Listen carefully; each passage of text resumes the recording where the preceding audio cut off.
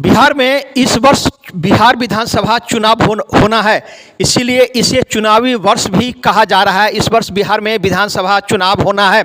इसी क्रम में सभी पार्टियां तैयारियां प्रारंभ कर दी है। जन स्वराज पार्टी कई वर्षों से बिहार में सभी क्षेत्रों में घूमकर लोगों से संपर्क कर रहा है और कह रहा है कि जन स्वराज से जुड़िए और बिहार में व्यवस्था परिवर्तन कीजिए। पूर्व केंद्रीय मंत्री आरसीपी सिंह ने भी जो है सो जन स्वराज पार्टी का दामन थाम लिया है और उन्होंने जन स्वराज पार्टी में शामिल हो गए हैं। इसी को लेकर दरभंगा में जन स्वराज पार्टी के वरिष्ठ नेता हैं डॉक्टर शोएब खां, उनसे दरभंगा दर्शन न्यूज़ ने जानना चाहा कि पूर्व केंद्रीय मंत्री के शामिल होने से, आपके पार्टी में शामिल होने से आपकी पार्टी को क्या मजबूती मिलेगी और भविष्य में जो बिहार विधानसभा चुनाव है उससे क्या फायदा होगा।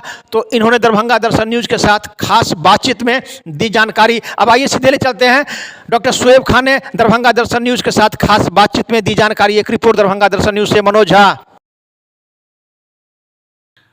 देखिए, माननीय प्रशांत जी अभी तक ऐसे लोगों को अपने पार्टी में शामिल कर रहे हैं कि जो लोग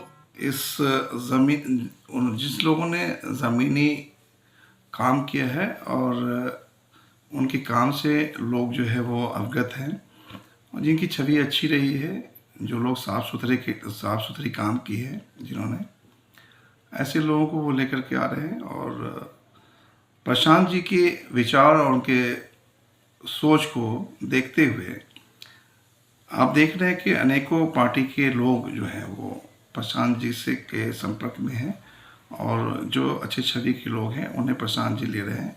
बाकी पार्टियों में जिन लोगों का छवि अच्छा नहीं है उनसे दूर रहा जा रहा है। तो हम लोग ये चाह रहे हैं कि समाज में ऐसे लोग मिलजुल करके काम करने वाले, जो समाज को ऊपर लेके जाने वाले हैं, जो अच्छी सोच रखते हैं, अच्छे विचार के लोग हैं, तो ऐसे लोगों को हम लोग अपने पार्टी में शामिल कर रहे हैं।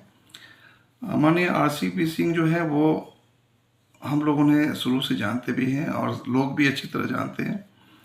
वो मंत्री रहे हुए हैं, तो उनका जो कार्यशैली रहा है वो अच्छा है और उन्होंने भी अपनी पार्टी बनाई थी। आपको पता ही होगा कि जदयू के अंदर में थे, जदयू से हटे, फिर उन्होंने एक पार्टी अपनी बनाई है और पार्टी को विलय कर दिया है जन स्वराज के अंदर में। तो एक मैं समझता हूँ कि जन स्वराज के लिए एक बड़ी खुशी की बात है कि एक अच्छी सोच, एक अच्छे विचार के लोग सब आ रहे हैं और सब लोगों के विचार से और उनकी अच्छी सोच से बिहार के अंदर में बदलाव हो। तो ये चीज़ें हैं कि हम बिहार के अंदर में बदलाव लाएं, ऐसे शक्ति को लेकर के आए, ऐसे छवि वाले को लेकर के आए जिनके विचार से हम लोग आगे की ओर बढ़ सकें।